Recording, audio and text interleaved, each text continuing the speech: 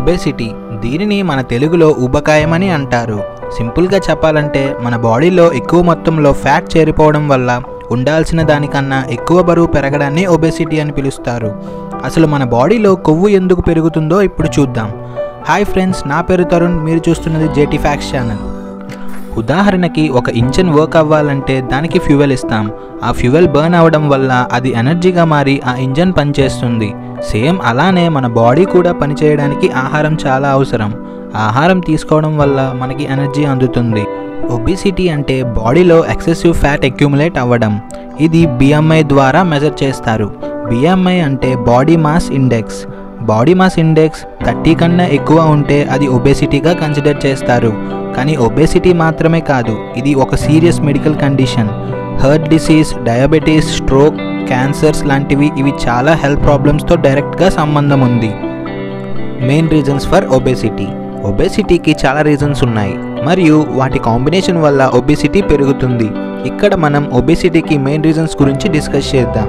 మొదటిది poor diet. Fast food, junk food, sugary drinks and processed foods చాలా unhealthy.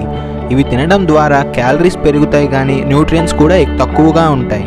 రెగ్యులర్గా ఇలాంటి ఫుడ్ కన్జ్యూమ్ చేస్తే వెయిట్ పెరగడం న్యాచురల్. రెండవది lack of physical activity.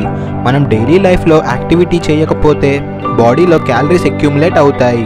Computers, smart phones, TVs and desktops use చేయడం వల్ల ఫిజికల్ యాక్టివిటీ తగ్గుతుంది. సో ఎక్సర్సైజ్ చేయకుండా సెడెంటరీ లైఫ్ స్టైల్ ఫాలో చేస్తే వెయిట్ ఇంక్రీజ్ అవుతాం. మూడవది జెనెటిక్స్. జెనెటిక్స్ కూడా ఒబిసిటీలో కీ రోల్ ప్లే చేస్తుంది. మీకు parents or family members obesity ఉన్నా సరే మీకు కూడా ఒబిసిటీ ఉండడం ఛాన్సెస్ చాలా ఎక్కువగా ఉంటాయి. Body metabolism and fat storage ability genetic ఫ్యాక్టర్స్కి డిపెండ్ అవుతాయి. నాలుగవది emotional factors. Stress, anxiety, depression లాంటివి కూడా ఓవర్ హీటింగ్ని కాజ్ చేస్తాయి. చాలామంది ఎమోషనల్ డిస్ట్రెస్ ఫేస్ చేస్తారు. ఫుడ్లో కంఫర్ట్ పొందడం చూస్తారు. ఎమోషనల్ ఈటింగ్ వల్ల వెయిట్ గెయిన్ చేస్తారు. అలాగే ఐదవది స్లీప్ డిప్రివేషన్. ప్రాపర్ స్లీప్ పడుకోకపోతే హార్మోన్స్ డిస్టర్బ్ అవుతాయి. గ్రెలిన్ అండ్ లెప్టిన్ అనేది హంగర్ అండ్ ఫుల్నెస్ కంట్రోల్ చేసే హార్మోన్స్. స్లీప్ తగ్గినప్పుడు గ్రెలిన్ లెవెల్ పెరుగుతాయి అండ్ లెప్టిన్ తగ్గుతుంది. రిజల్ట్గా ఓవర్ ఈటింగ్ చేసేస్తాం. ఆరవది మెడికేషన్స్. కొంచెం మెడికేషన్స్ కూడా ఒబెసిటీ కాజ్ చేయొచ్చు. యాంటీ డిప్రెసెంట్స్, యాంటీ ఫిజియోస్టిక్స్, స్టెరాయిడ్స్ లాంటివి పిల్స్ వల్ల వెయిట్ గెయిన్ చేయవచ్చు. అలాగే ఇలా మెడికేషన్స్ వల్ల బాడీలో ఫ్యాట్ స్టోరేజ్ ఇంక్రీజ్ అవుతుంది. అలాగే నెంబర్ 7వది environmental factors. Environmental and society వల్ల కూడా ఒబెసిటీ పెరగవచ్చు. మంచి food choices, exercise facilities and stress management solutions లేకపోతే ఒబెసిటీ తగ్గడం కష్టం. Marketing, ads and availability of అన్ఫుడ్స్ సొసైటీలో చాలా ఇంపార్టెంట్ రోల్ ప్లే చేస్తున్నాయి. అలాగే number 8 age and hormonal changes.